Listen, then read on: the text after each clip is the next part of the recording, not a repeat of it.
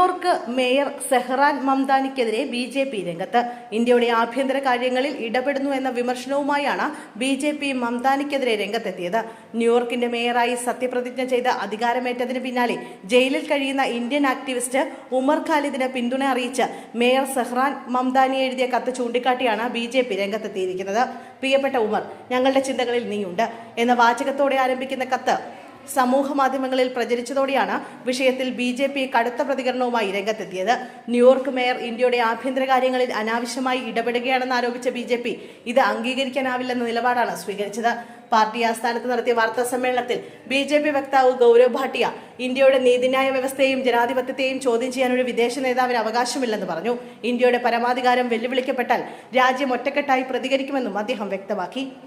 മംദാനി എഴുതിയ കത്തിൽ ഉമർ ഖാലിദിന്റെ വാക്കുകൾ തനിക്ക് പ്രചോദനമായിട്ടുണ്ടെന്നും അദ്ദേഹത്തിന്റെ മാതാപിതാക്കളെ കണ്ടുമുട്ടിയതിൽ സന്തോഷമുണ്ടെന്നും പരാമർശിക്കുന്നു.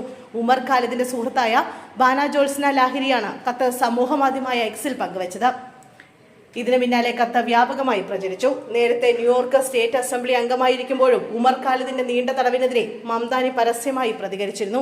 ഇതിനിടെ ഉമർ ഖാലിദിന് ജാമ്യം അനുവദിക്കണമെന്നും ന്യായമായ വിചാരണ ഉറപ്പാക്കണമെന്നും ആവശ്യപ്പെട്ട് 8 US പ്രതികൾ ഇന്ത്യൻ അംബാസിഡർ വിനയ് മോഹൻ കത്വയ്ക്ക് കത്ത് നൽകിയിട്ടുണ്ട്. ജാൻ ഷഹോസ്കി ഉൾപ്പെടെയുള്ളവരാണ് കത്ത് നൽകിയത്.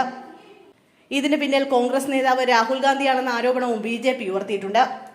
ഷാക്കോസ്കിയും രാഹുൽ ഗാന്ധിയും ഒരുമിച്ചുള്ള ചിത്രം പങ്കുവച്ചാണ് പാർട്ടി ആരോപണം ഉന്നയിച്ചത്.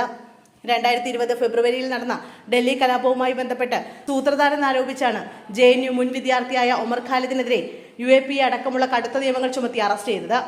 53 പേർ കൊല്ലപ്പെടുകയും 700-ലധികം പേർക്ക് പരിക്കേൽക്കുകയും ചെയ്ത കലാപവുമായി ബന്ധപ്പെട്ട കേസിൽ 2022 മുതൽ അദ്ദേഹത്തിന്റെ ജാമ്യാപേക്ഷ കോടതിയുടെ പരിഗണനയിലാണ്.